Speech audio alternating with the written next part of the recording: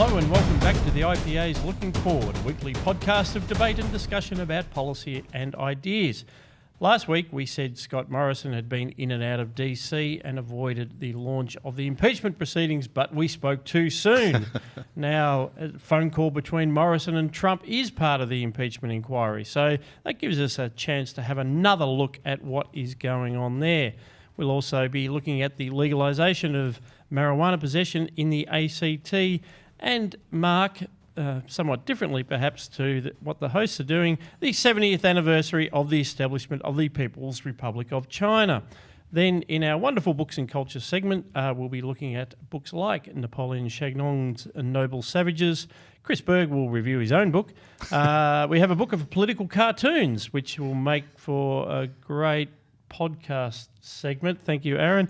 And we reflect on the debacle that is and was the AFL team Greater Western Sydney, which make a nice bookend to what Zach Gorman did last week with the Canberra Raiders.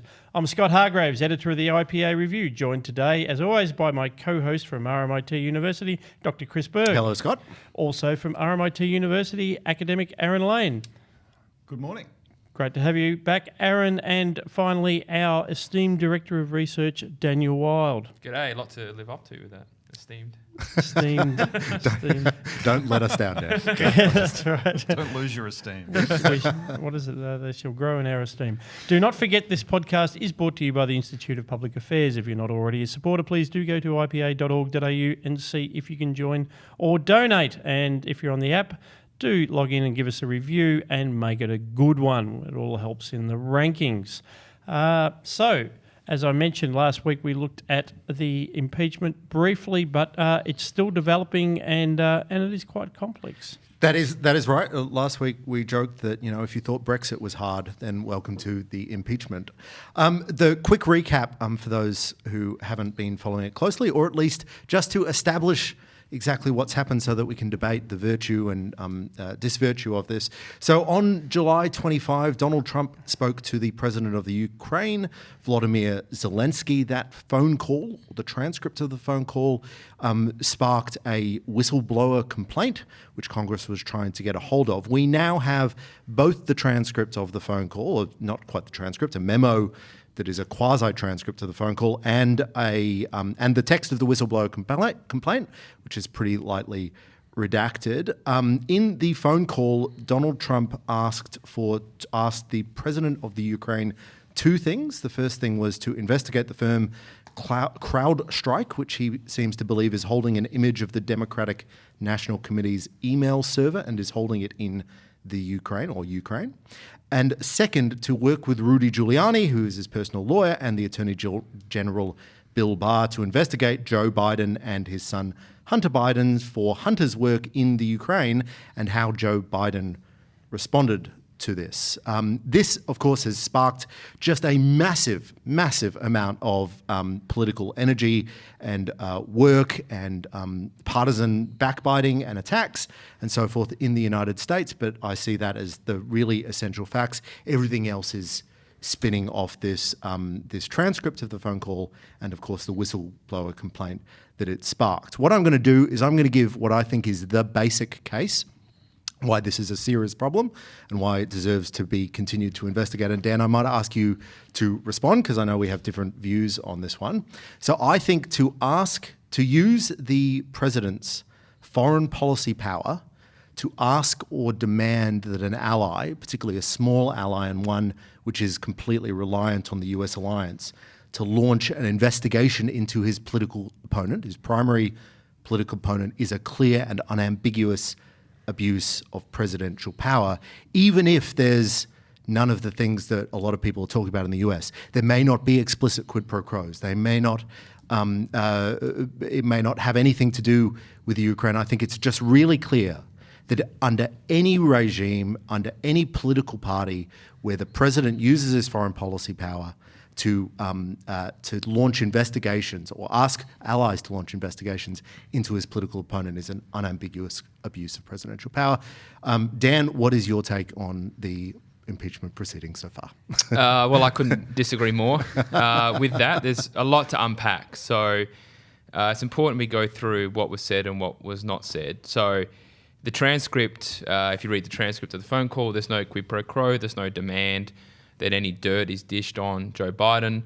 What Trump is trying to do, and he said this back in May in public to the reporters, to the press, was he's going to work with Great Britain, Ukraine and Australia to try and help to get to the bottom of the Mueller probe. What happened? Why was there an investigation launched by the US government against a sitting president? So he's trying to get to the bottom of that, which is the right thing to do.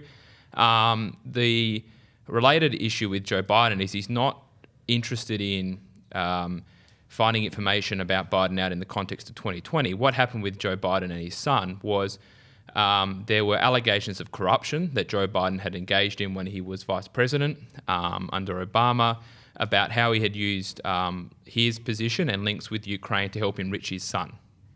Now, Joe Biden bragged about getting the Attorney General of the Ukraine fired via the threat of withholding aid to the Ukraine because the Ukrainian Attorney General was investigating the allegations of corruption of Joe Biden and his son.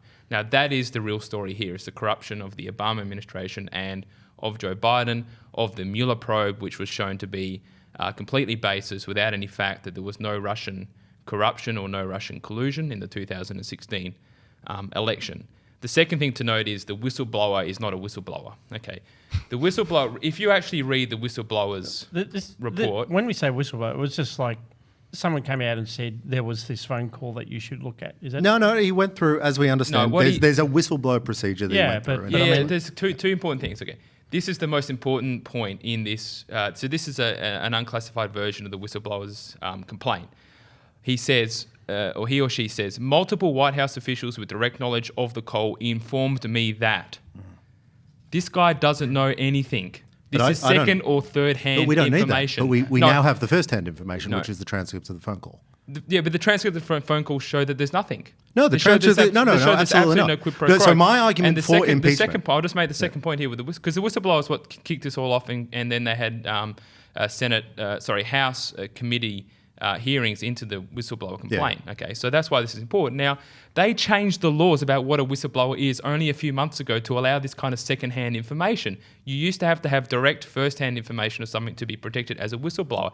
This whole thing is a complete setup. It's another attempt by the deep state to undo the results of the 2016 election, whether it's to do with the Russia probe, whether it's to do with the illegitimacy of the Electoral College.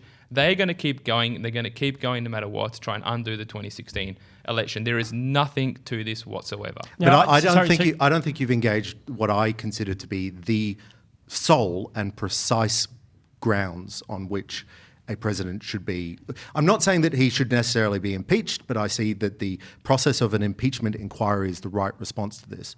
When you use the president's basically unlimited foreign policy powers, completely unlimited, to demand that an ally who is completely reliant on your support to investigate his political opponent, and not just any political opponent, but his primary challenger for the presidential election. I think you're putting the case a bit high, in that there was no demand as such. There was no, you must do this or else this will happen. But Joe Biden did.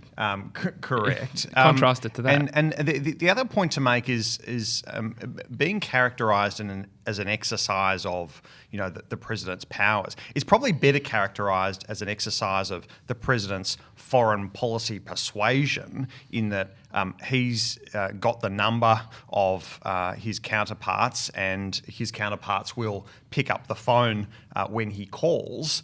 But it's not like he's exercising any sort of actual presidential power that he's been invested with. He's simply having a conversation with someone. But the presidential power is precisely that, which is to manage foreign policy alliances. Wait, Chris. That might be political power, but it's not power in the legal sense. No, I've got a question to Dan, because there's something you said then that you didn't quite close the loop for me. So, as you say, Trump's been quite open that he is going to get to the roots of why the Mueller probe came about and what the FBI was up to. That's been quite open, and as I said at the top of the show, that's how Scott Morrison's now involved, because amongst other things, he wants to get to the bottom of, and I think a lot of us do, the conversation from Alexander Downer that allegedly sparked a lot of this about alleged collusion, now found to be not collusion, with Russia during the campaign. But you said that the request of the Ukrainian president was somehow tied up with that investigation. I literally don't understand the link between Ukraine and Mueller. Well, what Trump said back in May was that he was going to get his Attorney General to work with Ukraine, Great Britain and Australia with regards to the Mueller probe. Now, I don't know the specifics of Ukrainian government involvement in the Mueller probe, but the point is that Trump is... Yeah, so that's my point. I do know a little bit. So there is this suggestion, there is a theory on the internet that apparently Donald Trump believes that the CrowdStrike that did the investigation into the Democratic National Committee's email servers is connected to Ukraine and has Ukrainian people on the board, and therefore it's believed that that server is either held or a copy is held in the Ukraine. But to be honest, this guy who was fired might otherwise have brought this information to light and therefore shed light on the roots of the Mueller probe. No. So it's actually not. Those are two separate things. They just both happen to be in Ukraine, as I understand it. Nonetheless, I am 100% with Dan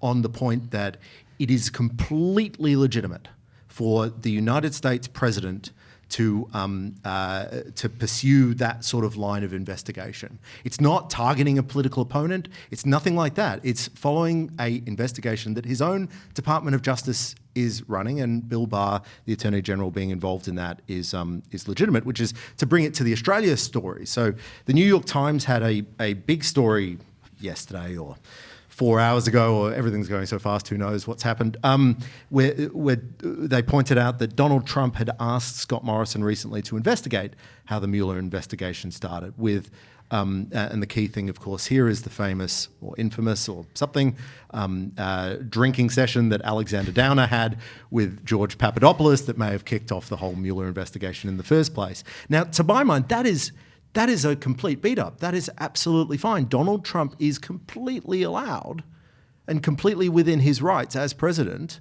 to ask for assistance in current Department of Justice inquiries, which this absolutely is. Yeah, because Downer at the time was High Commissioner. He was an official of the Australian government, and the information that he reported back to Australia then found its way to the FBI, which then launched the inquiry that ultimately led to Mueller. So it's quite reasonable.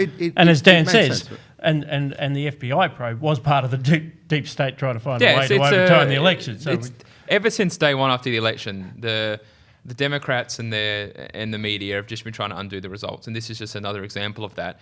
I just want to throw out another piece of information when it comes to the transcript and showing how bogus it is, and everybody knows it's bogus and there's nothing in it. So Adam Schiff is a Democratic representative from California. He's the chairman of the US Select Committee on Intelligence. Now, they held a hearing into the whistleblower's complaint, and he gave an opening statement to that, in which he completely made up what Trump said. He just made up all this out of complete thin air because the transcript didn't say what he needed it to say in order to pin Trump down. And I'm going to read some of this out just so you know how ridiculous this is. So this is Adam Schiff's opening testimony characterizing what happened on the call between Trump and the Ukrainian president, even though we have a transcript of what was actually said between Trump and the Ukrainian president. He said, and so what happened on that call?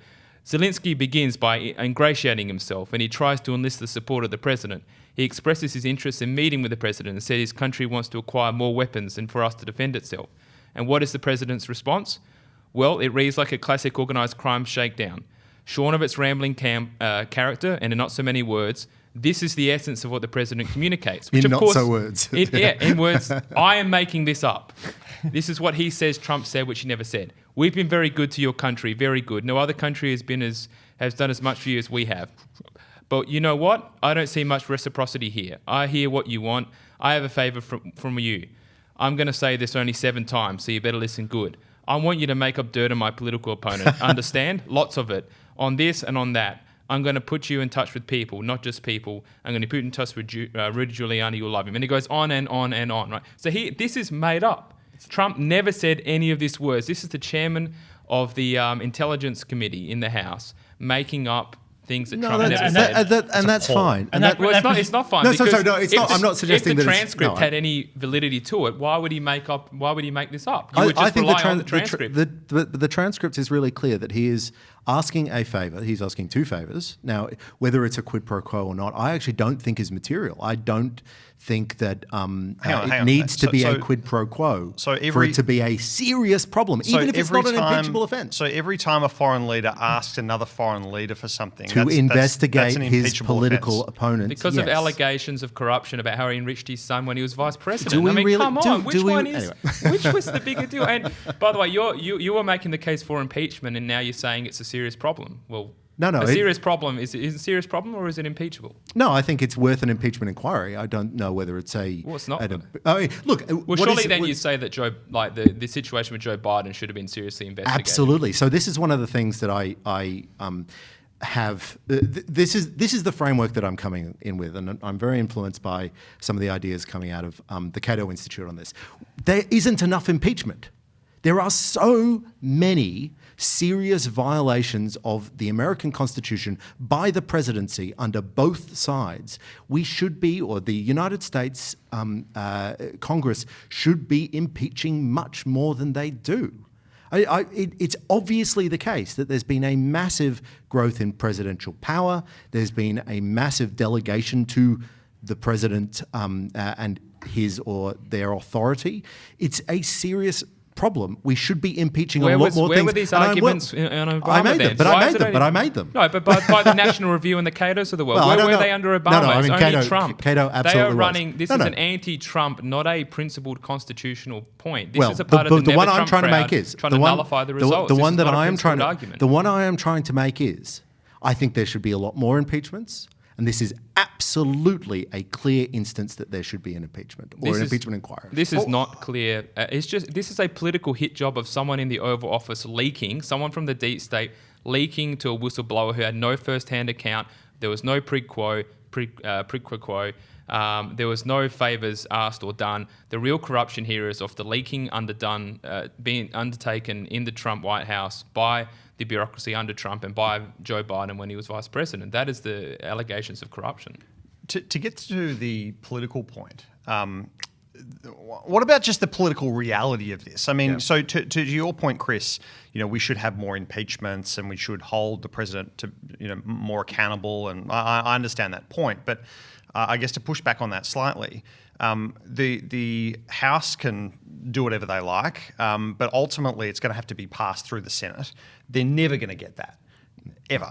And so, why go through this sort of chaos and chaotic process if it's really just that's what it's about? It's about whipping up dirt. It's about slinging mud. No, that's absolutely right. And so it doesn't actually get to an outcome. So the Democrats have made a tactical decision here that may have serious strategic may damage their chances in the 2020 election, because suddenly, instead of talking about the wonderful plans they have for healthcare and welfare and government spending and higher taxes and all that sort of thing, they're being distracted into talking about Donald Trump. But that's a strategic thing. Yeah, but that actually undermines exactly the point you're making, though, which is if you're going to live in a world where presidents are getting impeached every second week, as a sort of a running commentary on whatever they've done, which is the Cato argument. Yes. Well, then this present situation just proves that it'd never be anything other than a political circus. I just want to test this world high constitutional grounds. Dan, how do you see this feeding into the 2020 election? It'll keep going. So the Democrats have admitted they can't beat Trump. And so they're going to try and remove him from office through non-democratic means. So, like I said, it doesn't matter whether it's Russia, whether it's Ukraine, whether it's the Electoral College is bogus. When this goes away, there'll be another thing. So this is going to keep riding, and they want to tie Trump up with this and suck all the oxygen out. So Trump gave a great speech to the UN. That got no oxygen because of this particular issue. But more broadly, it shows that the Democrats have been completely hijacked by their radical constituency with the Alexandria Ocasio-Cortez types. And they're playing to that base. It's basically that group that is running, I believe, the legislative agenda of, or lack thereof, of the Democrats. And the issue is that the problem the Democrats have is they've promised to their base that they were going to get Trump. They promised for 2 years that there was corruption and collusion between Russia, and that's been completely removed. Now they're having to go to the next step. So they are really They're just working their way around the map. Yeah, no, they'll keep going. They'll have another 3 or 4 grenades. We're in their going to pockets. Belarus. We're going to. They'll just keep going. They'll never stop. This will keep going until 2024.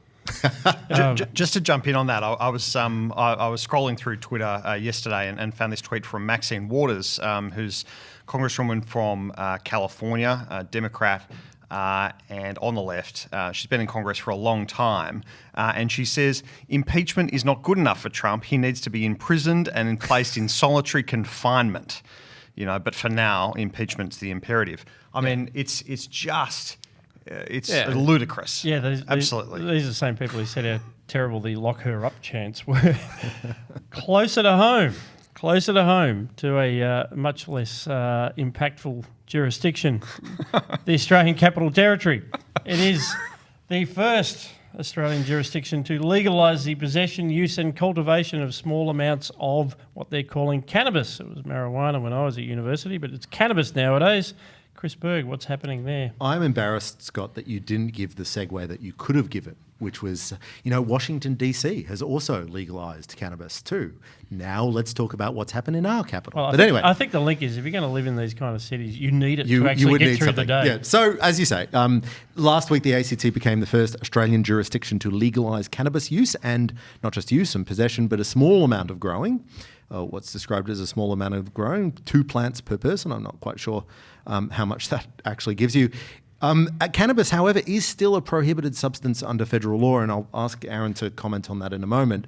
But there are some caveats to this new cannabis legal change. You can't use it in public.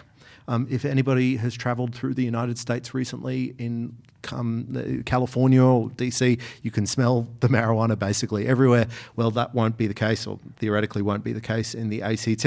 Can't use it around children. It can't be stored in an area accessible to children. And my favourite caveat, it can't be grown in a community garden. Which apparently was doesn't that defeat the point? Good to know. Which was a big concern. Now, I mean, this is a big step on the face of it, but to be honest, in most Australian states and jurisdictions, we have actually been moving for a long time towards what I call sort of functional decriminalisation, which is that if someone is picked up with small amounts of a drug like cannabis, not heroin or anything like that, then you're very likely just to be let off with a warning, or it would be used to get you on a more serious crime, or so forth. But I've been talking, Aaron, to you a little bit about this, and you're a little bit more informed, particularly on the issue about the conflict or the potential conflict between state and federal laws, because it is still illegal at a Commonwealth level. It is. So there's some federal provisions in relation to drugs that you might expect, but it's difficult. There's a further layer of complexity to this because it's the ACT rather than, say, Victoria. Victoria's a state. It has full jurisdiction over its own powers, and so whereas the ACT, up until recently, I think it was 2014, the Commonwealth actually had a veto power over legislation, so that the executive, that is the ministry of the federal parliament, could simply sort of strike down laws. That power doesn't exist anymore, but there's still a power for the Commonwealth Parliament to override laws of territories and curb their self-government. So we saw that in the 90s with the euthanasia debate. We saw that they overrode the Northern Territory. That's right. Euthanasia laws. And in addition to doing that, they also made it so that the territories couldn't pass laws on that, so they couldn't do it again. And I'm pretty sure that applied to the ACT. So look, there's a few different ways I think this could go in terms of that conflict. There's a good piece in The Age this week by a colleague of mine, Jared Bartle, and he's picked up a provision that I actually didn't know about, and so I'm grateful for him pointing this out, which is that there's actually a defence under the Commonwealth Crimes Act that says if something is lawful lawful under a state or territory, then that is a defence to a federal prosecution. That's another level of complexity, I think, to this discussion.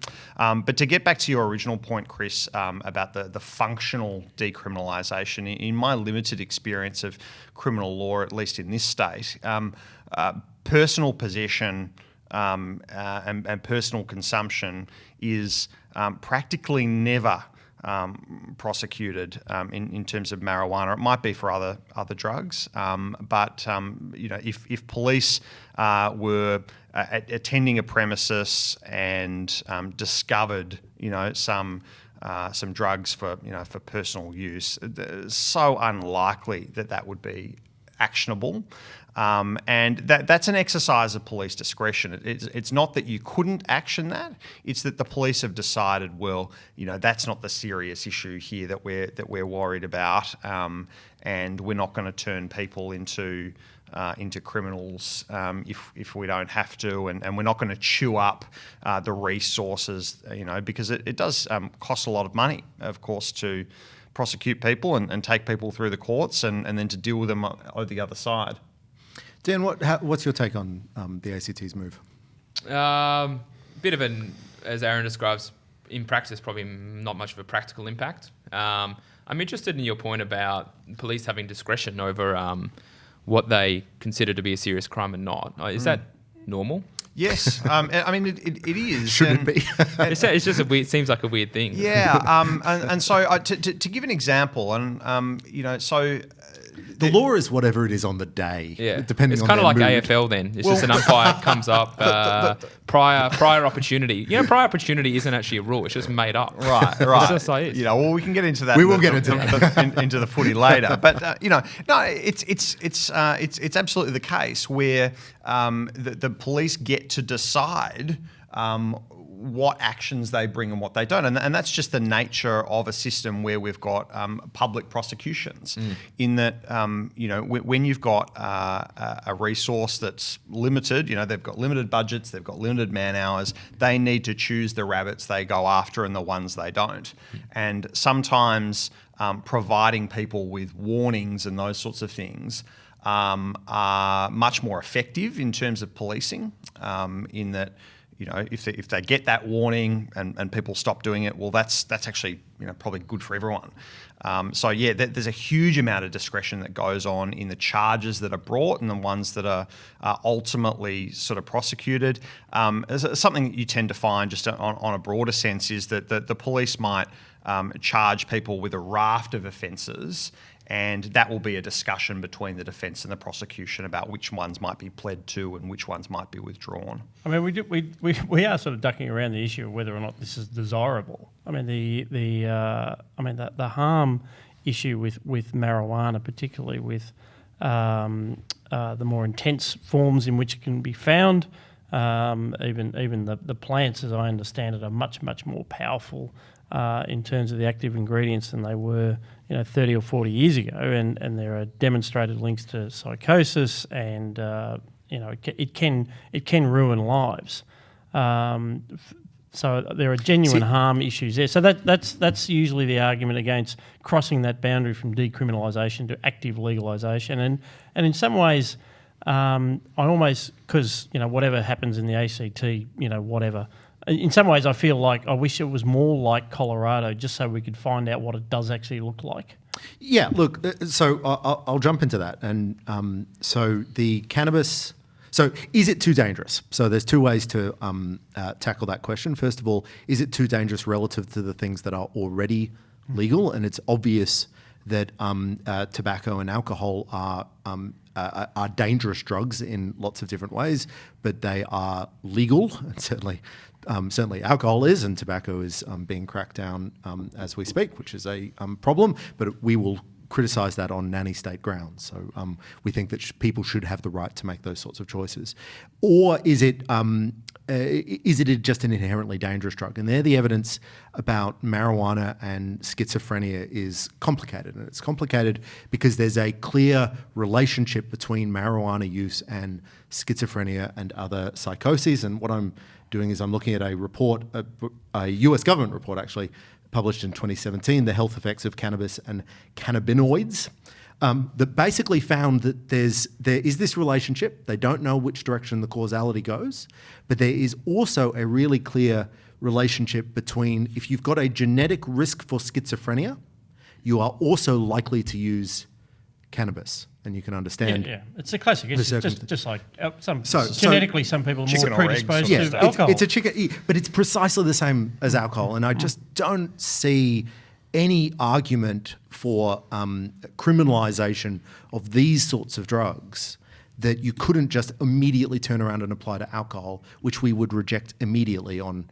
the grounds that would be an aggressive nanny state attacking people's liberties. Well, You could also say, though, that that's no reason to make it worse, right? You could say that tobacco and alcohol are bad, but that doesn't mean that we need to compound the situation by also bringing in more bad substances. No. So, but also we would be getting benefits in the form of liberty, which is the freedom to decide what we do with our own bodies. Yeah, sure, but then why not heroin and MDMA? I'm willing to have that debate, but in that context. So, but where do you draw that? So, but either if you're having like a rationalist approach where it's like, well, we allow some substances like alcohol and tobacco, so therefore we have to, on the same grounds of principle, we have to allow marijuana. Where's the line? Yeah, I actually don't think there. I mean, I'm explicitly and have been in the past supportive of legalization of all recreational drugs in that context. But I don't think it's as hard as you're presenting. I don't think you have to be for the legalization of all sorts of drugs to say that drugs like marijuana, which are less dangerous than drugs we have already legalized, that's a clear case for legalization. Look, my position is incoherent then, because I do make a distinction between drugs, because someone who's completely out of it, having just been bonging on all day, when you meet them on the tram, it's a completely different proposition to someone who's off their head on ice. Yeah, no. When you're cruising through Richmond and... But this goes down to that relative harm. And you're right. Well, the harm is to everyone around them. At one stage, Dan, you're absolutely right. At one stage, unless you go either full legalisation or full illegalisation, we are drawing lines. We are drawing arbitrary lines. And there's never any sort of coherence to these arguments, I think, in terms of where the policy actually hits the ground. I mean, in the drug injecting room in Richmond, I don't think you can light up a joint in there. But you can inject yourself with heroin. And you certainly can't have a drink of alcohol, and you can't smoke a cigarette inside. But yeah, you can shoot up, no worries. And so it's. But presumably they have Wi-Fi. I always find these sort of discussions are fraught with. How do you get consistency in a policy sense, because it just never seems to be the case. Yeah. I have a bit of a different perspective, which you can just rely on what we've always done. So you can just say, well, we have alcohol, we have tobacco, and that's just what we've always had. That's what we will have, and there's no need to come up with a kind of so-called principled argument. It's just this is what we've allowed. But we've always had high tax rates. We've always had too much regulation. But we've always had too many restrictions on freedom of speech. I think it's a little bit different. I think it's a little bit of a different argument. But I think there's also the normative effect as well. Like, I'm sort of uncomfortable with the idea that when you legalise something, it is sending sort of a normative message that it's okay to do. And ultimately, it's up to the individual involved whether or not they want to do it. But I'd be much more comfortable when sending a message that you shouldn't be taking drugs and living a life on drugs, or as Scott says, bonging on. The tram. A tolerant decriminalisation was basically the situation in Australia for 20 or 30 years, and so you do actually wonder what's driving the ACT to. Funnily enough, the Victorian government, and I actually haven't checked, have done precisely that, which is ban bongs. So you can't bong on the train, not because of the marijuana, but because of the bong. Because they're worried you might put tobacco in it. I mean, it's like and that's the irony about all of this thing is we've pushed tobacco completely the consumption of tobacco now, you can't smoke on the street, you can't smoke anywhere except your own backyard, and so For now. But you can grow it in a community garden. Sadly, you can say what you like around the kitchen table as well. Aaron. I don't reckon you could grow No, it. you couldn't. Surely there's laws on cultivating tobacco. Yeah, No, I hope there not. would be. and good luck trying to grow anything in the ACT in the middle of winter. Now, today is an auspicious or actually a tragic day, depending on how you look at it. We're marking over this sort of 48-hour period the 70th anniversary of the declaration of the establishment of the People's Republic of China, as the Chinese Communist Party claimed victory in its very, very long civil war against the nationalists, and before that the Japanese invaders. So, how do we mark this, gentlemen? Well, I'll tell you how the Chinese government marked it. So it did so with a extremely expansive military parade through Tiananmen Square. President Xi Jinping stated that no force can shake the status of this great nation. So if you want to know what the Chinese Communist Party wants to think of the 70th anniversary, it's that they are incredibly powerful. We can talk about Hong Kong in a moment, but they also spoke, or the president also spoke about the, quote, peaceful development of cross-state relations and continue to strive for the complete reunification of our country, which is obviously a reference to Taiwan. So I, as listeners know, I spend a bit of time in China, and I've got a few people on WeChat. I have a copy of WeChat so that the Chinese Communist Party can read my personal Twitter, my personal text messages, and looking through WeChat with people I've met. Kind of you. Well, it's helpful. They're going to do the surveillance anyway. You might as well, don't waste your labour. Looking through WeChat, everybody was extremely positive about the 70th anniversary and wonderful wishes to the motherland. Donald Trump gave congratulations on Twitter. Congratulations to President Xi and the Chinese people on the 70th anniversary of the People's Republic of China. This is, of course, a totalitarian dictatorship with an ongoing, basically a cultural genocide against its Muslim minority. But it's also an incredibly powerful one, and one deeply connected into the global trade networks and the global economy. Dan, how should we think about the 70th anniversary of the Chinese Communist Party's control? Well, the main thing to note about the control and their military display is clearly China is a rising mercantilist power that wants to reshape the region and the world around its aspirations, as all rising powers have always done throughout human history. There's nothing really there is something untoward about it, but there's nothing unusual about a rising power want to shape global affairs. We have the One Belt, One Road initiative, which is basically China's approach to using its economic leverage, which is in over 60 countries and it covers 2/3 of the world's population. You have Made in China 2025, which is China's attempt to become the hegemonic power when it comes to advanced manufacturing with robotics and AI, and they still benefit from a developing nation's status under WTO rules, which basically allows it to engage in trade practices that wouldn't be available to non-developing nations, and allows it to skirt around the Paris Climate Agreement and other such agreements, which gives it a international competitive advantage. More broadly, the point is, there was two competing theses at the end of the Cold War. There was the Francis Fukuyama end of history argument that basically history had ended and that all nations would eventually converge to liberal democracies. Denmark. Yeah, everything would We all become like become Denmark. Basically, economic liberalisation would bring political liberalisation in China, and it might take some time, and there might be some nations that remain mired in history, but at some point we'll all converge to the same endpoint. And then the competing thesis was really Samuel Huntington's Clash of Civilizations, and we are clearly in the Clash of Civilizations, not the end of history. And that is the main way to think about this. And I think, we talked about Trump at the start. One of Trump's enduring legacies will be elevating China as a matter of discussion and elevating the threat that China poses. We talked about a lot of the opportunities that China presents, but elevating China's practices and their ambitions with One Belt, One Road, Made in China 2025 are serious concerns, and we should be addressing those. Yeah, I want to dispute, though, the clash of civilizations. I mean, we talk about history, and it is an occasion to reflect. 70 years ago is not long. It's not very long at all. And there was nothing inevitable about... The IPA is older than the Chinese Communist Party. Indeed. Older than the People's Republic. People's Republic. Yeah, not the party itself. China was a classic example of the collision of modernity with, a very backward country, and hence, the legacy of colonialism and all these things. But the fact is, there was an alternative, which was the nationalists under Chiang Kai-shek. They were allies of Australia and America. That was a legitimate Chinese government, certainly de facto up until 1949 when the communists took over the country, and de jure until the 70s when America and Australia finally had to acknowledge that, and the PRC took the seat at the United Nations. The nationalists under Chiang Kai-shek, they fought essentially for 20 years. They lost.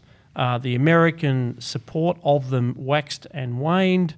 Eisenhower campaigned saying that the Democrats basically lost China, and I think there's some truth to that. They were profoundly ambivalent. I mean, the nationalists were not a pretty regime at all.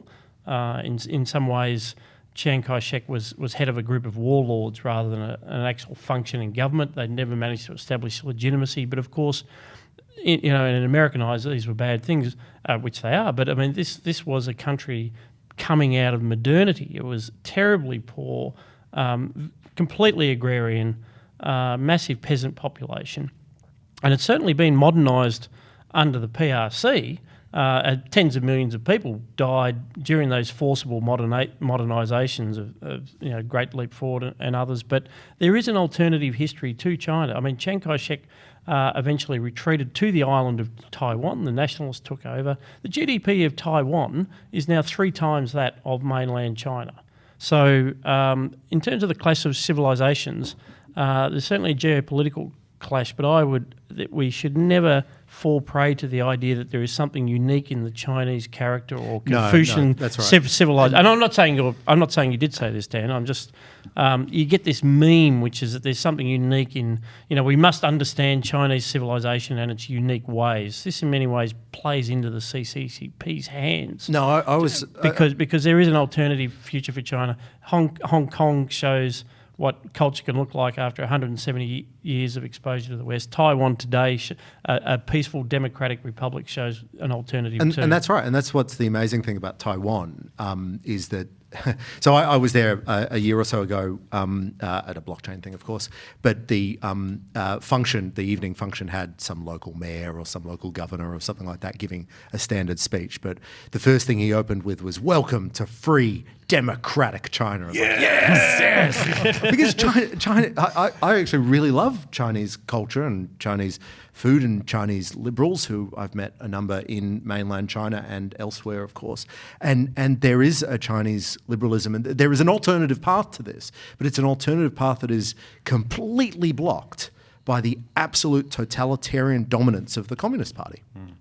And it's getting worse, I think, not better. And so one aspect of this we've seen is in the Catholic Church. And so, historically there's been 2 churches, 2 Catholic churches in China. One has been sort of the Chinese Patriotic Catholic Association, which is kind of the government-sanctioned arm of the church, and the other one is the actual real church, which which operates underground and really in the shadows. And there's been a long history of religious persecutions in China. And there's been a Catholic bishop that's been imprisoned for something like 20 years, for just sort of preaching. Last year and then into this year, we've seen an agreement between the Vatican and the Chinese government about approval of bishops and an agreement going forward to try and unify those 2 split groups. And it's really just invested China with greater power. And the result for that is actually, some reports have said it's actually made it worse in terms of the persecution of the underground church. So it'd be very interesting to see where that goes. The other aspect... one-way trip to the Gulag. Well, true. The other aspect I think it was clearly noticeable just the military theme that was going on with the parades and those sorts of things, and wheeling out their new missiles and whatever. And the thing that hasn't been focused a lot in the news reports that I've seen is the space race that's been entering into. When we think of the space race, we think back to the Cold War and Russia versus the US, but the Chinese are really becoming a power in the space race, and that they are doing things that seem to have a exploratory, scientific discovery purpose, like putting things on the far side of the moon. But I think a lot of their efforts, that there was a white paper or the equivalent of a white paper released a few months ago that really focused on space as a military exercise. And given how strategically important space is, particularly to the US, I think we're going to see China being a lot more active in space. And we will never not take the opportunity to talk about space policy on this podcast. Today we will. We might, though very briefly just mention the Hong Kong developments, because overnight there were massive Hong Kong protests heated up really significantly. Well, nothing says state power quite like being shot point blank. Yeah. No. So there was a protester who was shot point blank with live ammunition, which is may well be a first in that. So it's heating up. But there's footage of Hong Kong protesters throwing eggs at posters of Mao and symbols of the Chinese Communist regime. So as we rue the 70th anniversary of the Communist Party in China, we have to know that this is a lived history right now. This is something that we are now seeing in a world historical moment. Will one of the great free cities of the Western world survive? And obviously we want it to, but we're pro free city surviving. That's the official podcast position. It's a very tough environment, but how brave of them to challenge the regime on this, what for them was a very special day. We have come to that part of the show where we talk about various books and our culture picks. Aaron, you have a book there. I do. The aforementioned book of political cartoons. I sometimes feel on this podcast that this segment for me is always challenging, because I've been so just in depth in my PhD that I hardly read anything or watch anything that hasn't been related to that. And now that I've finally submitted the thing, I haven't felt like doing much. So that's somewhat of an excuse. But I sort of looked at this segment as a bit of show and tell this week. Okay. And this is a podcast. What have you painted? Well, exactly. Paint me a visual, a verbal image, please. I'm going to paint you a visual. And so this is a book that's come back into my life. So it's Best Australian Political Cartoons 2005. Yes, that's right. You got the year correct. 2005, edited by Russ Radcliffe, and he's done the whole range. He's still producing these things. And how it's come back into my life is my mum was cleaning up an old bookcase at my parents' house and saved everything she thought that I would still want. And so this was that's all that you got. And so this was in a box of books, and I opened it up thinking about that year. 2005 for me was year 12. I was a young liberal. I joined a political party as sort of a year prior, and I was flicking through it and just got struck by the more things change, the more they stay the same. And I'm looking now, and I'll describe it. But there's a cartoon here, two big sort of chairs, and in what looks like an official building in Washington, featuring the Prime Minister and the President. And so we've got John Howard sitting there, holding papers about the Iraq War and an exit strategy, and we've got George W. Bush looking on, trying to console John Howard about things, and that appears in another scene where John Howard is looking quite disturbed. And George W. says, what's wrong? And he's like, it's the ashes, And so it for me was, well, okay.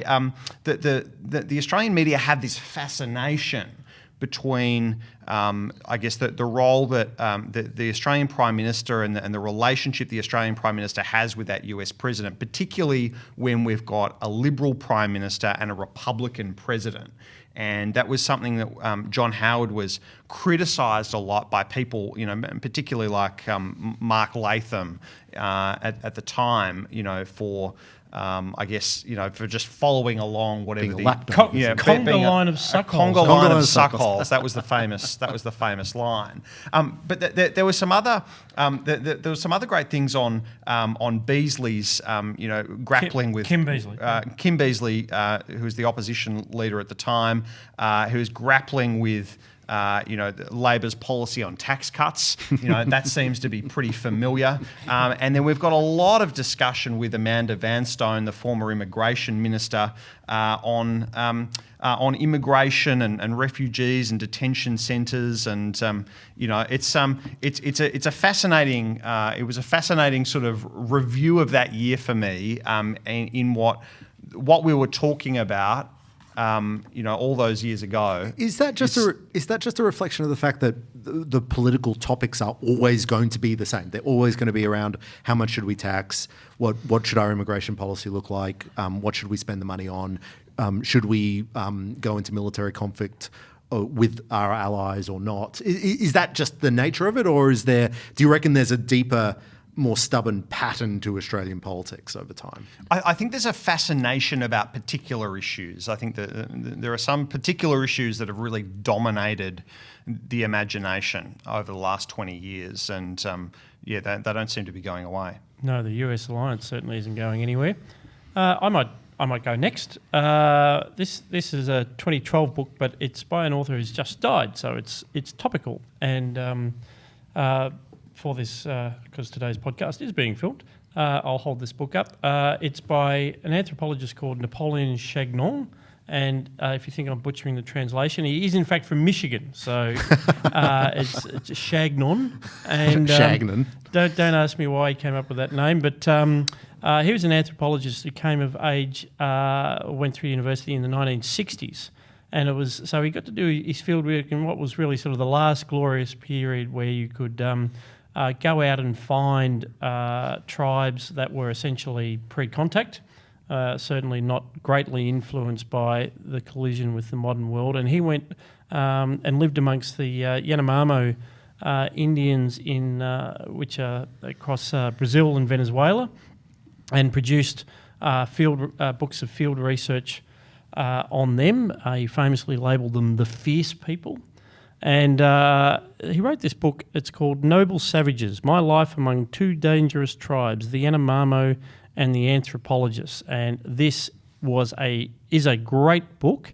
It's absolutely fascinating, and it goes to the heart of so many intellectual and social debates that we have, right down to social justice, wokeness, the whole thing, because... So, as I say, he started in the 1960s when the field was dominated by Margaret Mead and this sort of noble savage view of what native peoples were like. It's a classic contrast. It's either Rousseau and the noble savage, or it's Hobbes. Life was poor, nasty, brutish, and short. Chagnon is very much Hobbesian. He expected to go and see. Aren't we all? He expected to go see people, living in harmony and being unfussed about premarital relations or even postmarital relations, unsullied by the commercial. All of that, the oppressive, white culture and so on. And what he found was they were incredibly violent and they killed people. And there were a lot of fights, and a lot of the fights started over women and who had access to women and whether or not women were perceived to be straying, very much a traditional tribal society. And he wrote about this, and so it was controversial from the start. And a lot of this field research fed into what was the emerging field of sociobiology, evolutionary biology, the idea that human behaviour could be explained a lot by reference to the desire to maintain, bloodlines essentially, whether consciously or otherwise, our genetic, trying to preserve our gene pool. So you would go to war with those in your kin groups against those who are not in your kin groups, and this is what drives small pre-political societies. The famous number of like roughly 150 is about the limit that these tribal societies can organise under a big man. And then when cultural anthropology, and this is the second half of the book, it's amongst the other dangerous tribe, which is the anthropologists. As cultural anthropology took over the field, essentially Marxists, as he calls them, I think with some, and he's right. They fought back against this. So as far back as the 70s, their weapons were deplatforming, trying to get people fired, to be driven out of the field of anthropology. And so Chagnon's work, as I say, was important to the intellectual field. He's a hero to people like Steven Pinker, Matt Ridley, who's written books on this, the great Matt Ridley. It's an ongoing battle. Of course, it's not an ongoing battle in anthropology anymore, because that has been completely taken over by the groups that were attacking Chagnon. But if you read through, say, the articles that now have to appear on Quillette, say, this idea of sociobiology, evolutionary psychology, and so on, a lot of this is traceable back to Chagnon.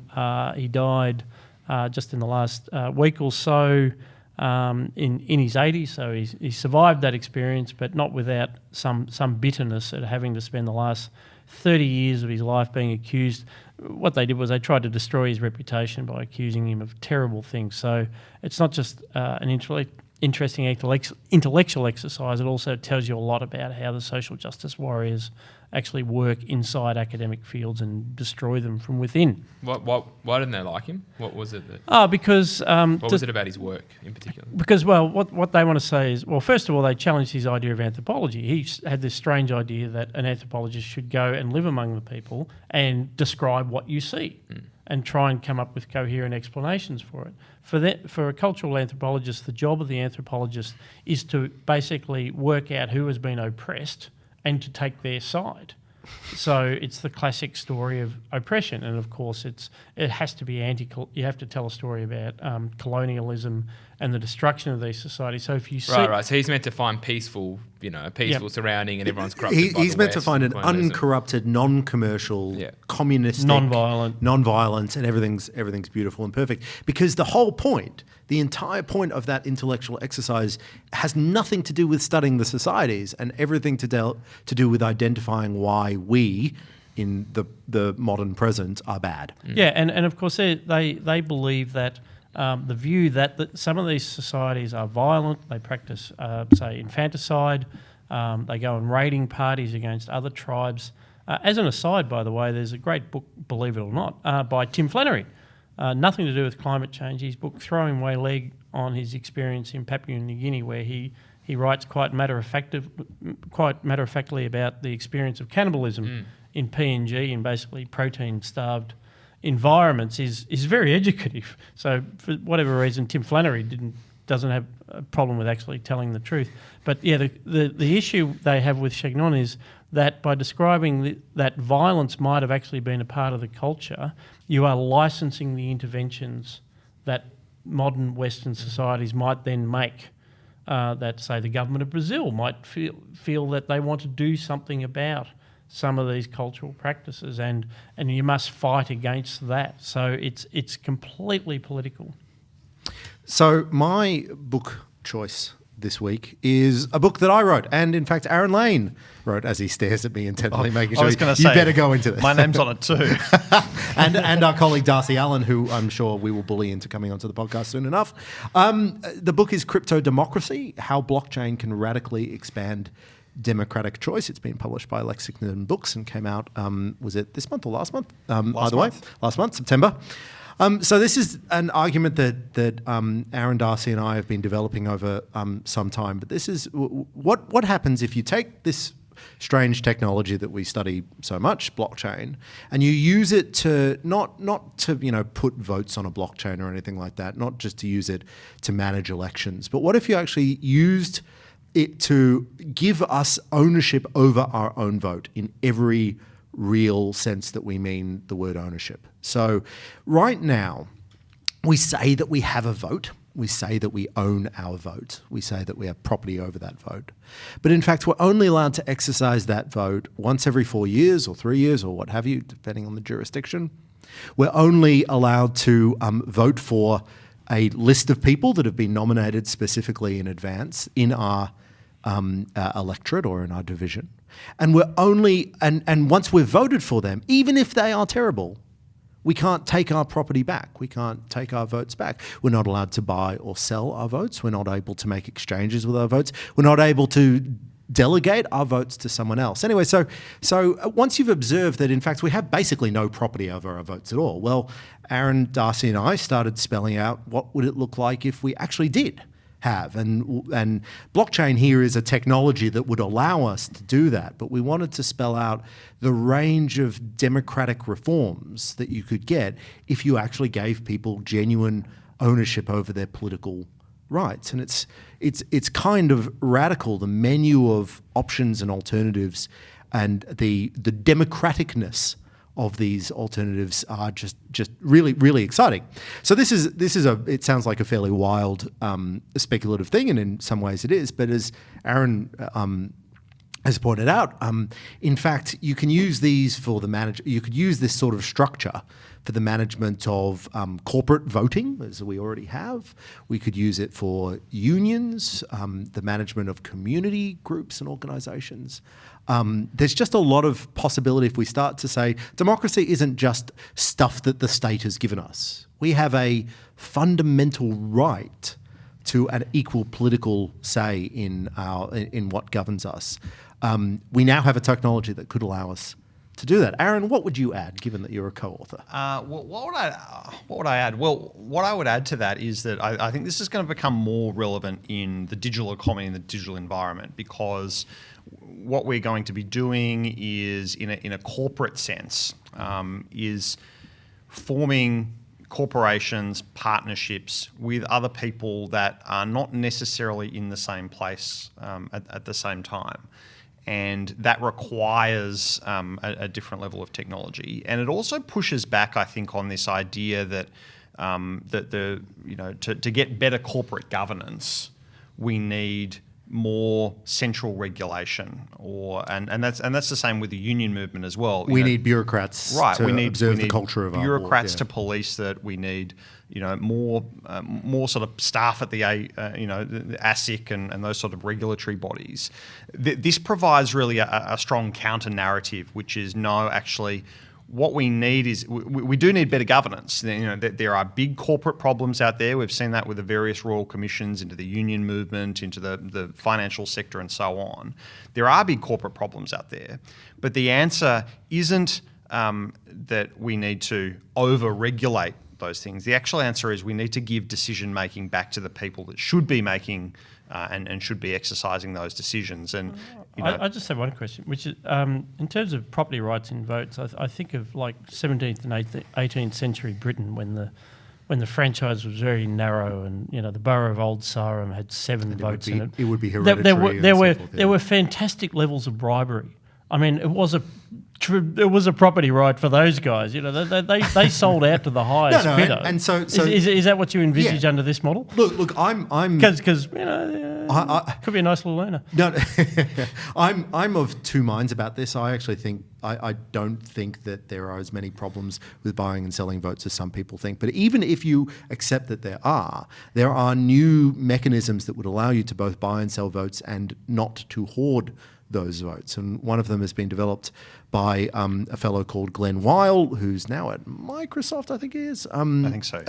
And he's developed something called quadratic voting, which makes every subsequent vote that you purchase more expensive. Now, whether that's precisely how you would choose to do it, what is exciting about this, and the more general point that I want to make, is that we are in a position now to rethink some of the democratic structures that we have. And there's a demand for it, which is why plebiscites, which is why people's votes in the context of Brexit, in the context of the same-sex marriage debate, are such in demand. People want to feel more in control of the democratic governance that ruled them. That Brexit really worked out, didn't it? Yeah, it's a huge win. And it radically lowers the cost of doing that. I mean, the plebiscite, how many... They just ignore it. Yeah, well, true, but how many millions of dollars are spent on those sorts of things administratively? You could vote far more often. Vote better and more often. Awesome. Vote early, vote often. Dan. Don't know how to segue, so I'll just say. Just go hard, mate. Yeah, I was just trying to stay awake. Blockchain. The grand final was on in the footy on Saturday, and it was probably one of the worst grand finals in a long time. I think probably the more recent one was Port getting hammered by Geelong not so long ago, and this was right up there with almost something as bad as that. I think it was GWS had the third lowest score, I believe, in AFL history in a grand final, so that was pretty exciting. Pretty exciting game. It was good for one quarter, and then the three next quarters were pretty bad. So, but I won't sort of regale you with tales of how boring it was. Instead, I thought it was interesting to talk about GWS as a club, and so GWS is a AFL club it's called Greater Western Sydney, so it's located in the west of Sydney. And then you've also got another club, which is Gold Coast, obviously located on the Gold Coast. And the reason this is interesting is because you had the VFL, which had been going for 100-odd years.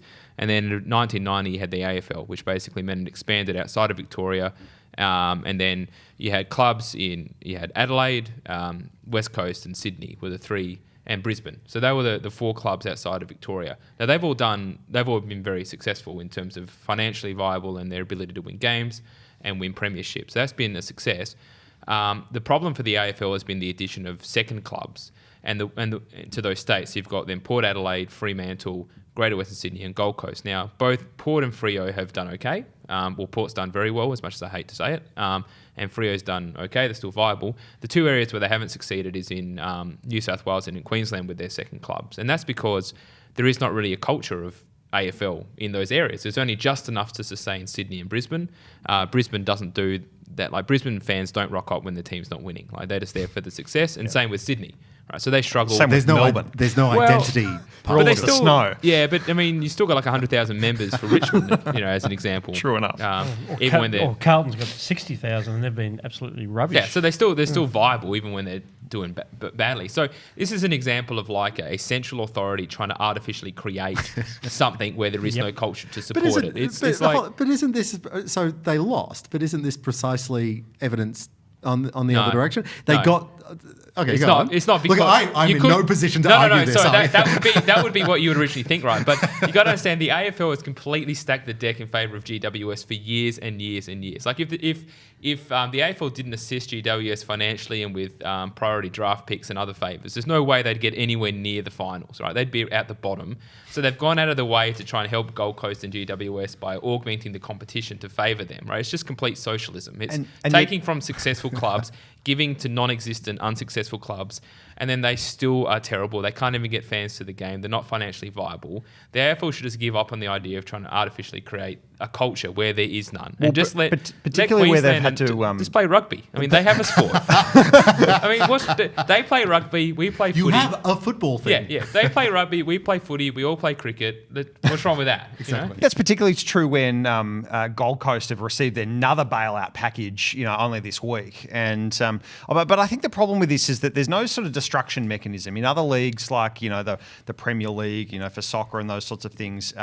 Sides that finish on the bottom of the ladder get relegated down to the bottom league, and perhaps that's because there's not enough leagues. But I think if you had a situation where there was some sort of incentive to keep in there, because at the moment, if you finish on the bottom of the ladder, you just get topped up with extra stuff. I would love the idea that if you're at the bottom of the ladder, maybe 3 years in a row, then your club is eliminated and its assets redistributed to the other clubs, and someone gets to bid for a new club. Pick over the carcass. Anything to improve the situation.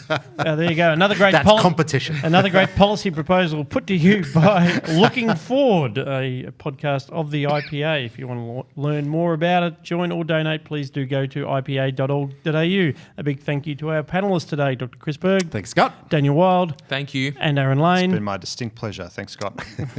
Very good. Very, very statesman-like there, Aaron. And, of course, a big thank you to our producers today, Josh Stranger and Saul Muscatel, I think, is in the house as well. Great to have you. We'll be back with more Looking Forward next week.